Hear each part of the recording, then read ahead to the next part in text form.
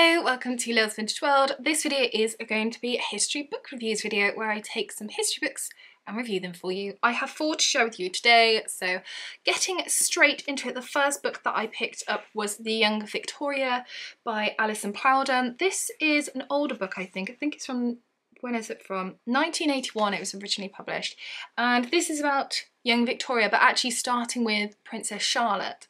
So when we have the Georgians, Princess Charlotte was pregnant and, you know, they're all hoping for a boy to be the next heir, and then sadly Princess Charlotte and her baby both die and Victoria becomes the heir, and subsequently when she's 18 she becomes queen. And this book is about her as this baby, child, adolescent, and when she does become queen, because she becomes queen very young, as I said she's only 18, and that's what this book is about. Now, I'm someone that struggles with Victoria, just because of a lot of decisions she made. I think she's the type of person that generally I wouldn't get on with if I was to know her in day-to-day life. Obviously I wouldn't because she's queen, but you get what I mean. But also her views on the women's suffrage period are very different to mine. She didn't understand why women needed the right to vote, which head mid-brick wall. Yeah, so I want to learn more about her to perhaps see if I see her in a different light, but I just generally struggle. I also have to say that I struggled a bit with this book. I mean, I think the subject matter is interesting and something that I want to read about, but I just felt the writing was a little bit dry for my taste. I don't think Alison Plowden is for me. I've got a couple of her other books and struggled to get into those, so I do want to keep going with Victoria, but yeah, as I just said, I think Alison Plowden perhaps isn't the person to get me into learning about her. The next one that I read was Shop Girls, True Stories of Friendship, Hardship and Triumph from Behind the Counter by Pamela Cox and Annabelle Holby. This is actually a BBC series that was on a few years ago.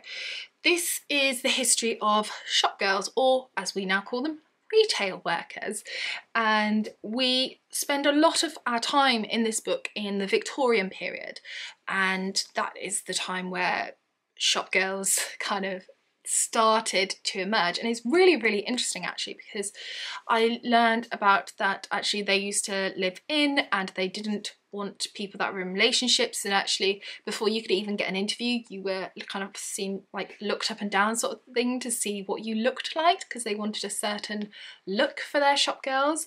And yeah, it was really fascinating. There's lots of primary source evidence throughout, so some like wanted ads and things are placed and pictures in as well. I really liked, there was this section, if I can find it, where is it? This one, chapter 4, and this section, this picture is of suffragettes who broke a window, and this section is about partly about the suffragettes, and I really like that. And then all the way through to present day.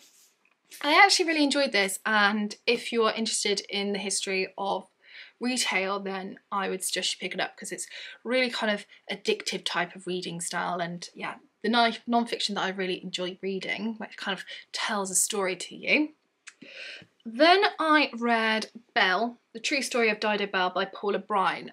This is a film cover version of the book because this is a film. So the film is called Belle, and I watched it many years ago and I love it. I have it on DVD. I rewatch it quite a lot. I think it's a really important film that people should just generally watch for British history and culture. And Belle is the story of Dido Elizabeth Belle. So there is this portrait, and for years we have known who she is. Very pretty young woman. Her name's Elizabeth. And it wasn't until the 1980s who we found out who this was. This is Dido Elizabeth Belle.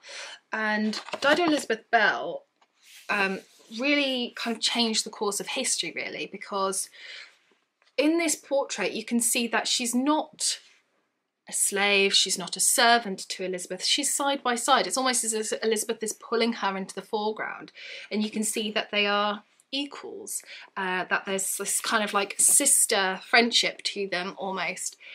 But Dido had a really difficult life, twofold, because excuse me, she was black and she was illegitimate. And both of those things in Georgian society were difficult. Now, she and Elizabeth were brought up together. It's unknown really of nowadays what her relationship was like with what her father's relationship was like with her mother, because her mother was black, her mother was a slave, and her father was white, and he was Captain John Lindsay. There's a picture of him. Here, that's Dido's father.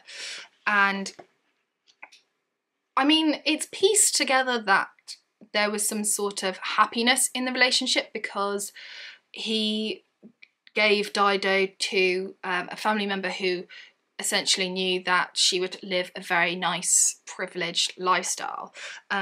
This is who is kind of like her adoptive father. So this is William Murray, who's actually her great uncle. It's been a few weeks since I read it.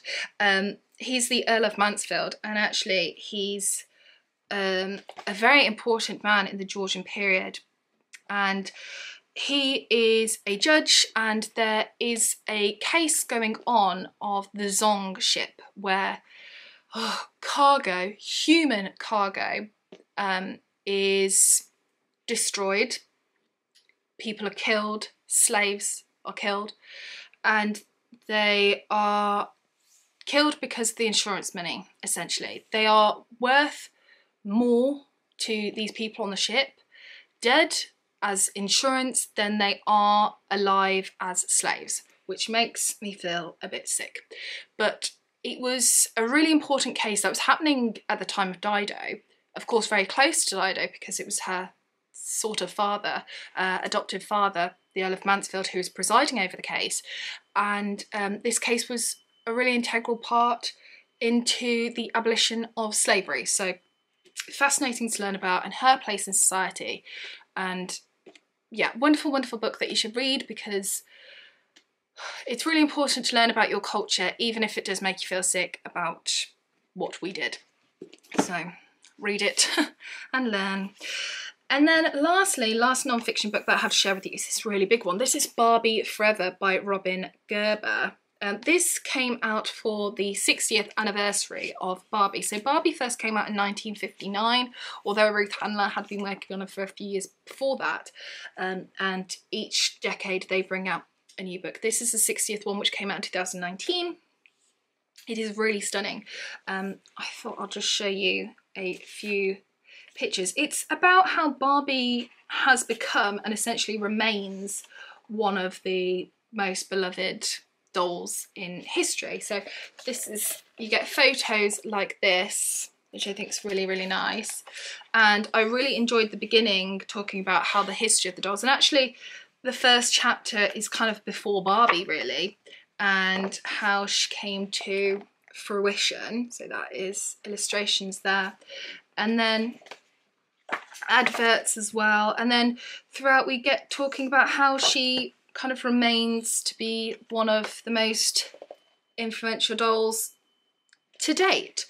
I really, really enjoyed the beginning of this book. I thought it was really, really fascinating to learn about the history of the doll in such great detail, but the latter part I didn't enjoy because it's about like celebrities and how they've had their own Barbie doll and influencers and that, and I'm not about that. I don't want to know about that. It's kind of feels like they were doing it to show why Barbie is still relevant, but I don't think it needs to be there. I don't think you need to fight to say why Barbie is still relevant. Barbie is still a doll that's on the shelves, and the customers will decide whether it's relevant or not with their spending power, with their monies. So yeah, I really enjoyed it for the first chapter, and I would say if you are like a real big fan of Barbie, then I would say get this. If you're not, perhaps not. I find I don't collect Barbies, but I like to learn about the history of Barbie. I'm a bit strange. So yeah, liked it. The first like 3 chapters, didn't really like the rest. but a beautiful book nevertheless, isn't it? Stunning. And there we go. Those are some history books that I have been reading recently. Chat to me all things in the comments, everything to do with history. What history books have you been reading recently, and have you read any of these? If you've got any books to recommend me, do that in the comments as well. I do enjoy your recommendations, and that's it for this video. Take care, and I shall see you soon for my next one. Bye for now.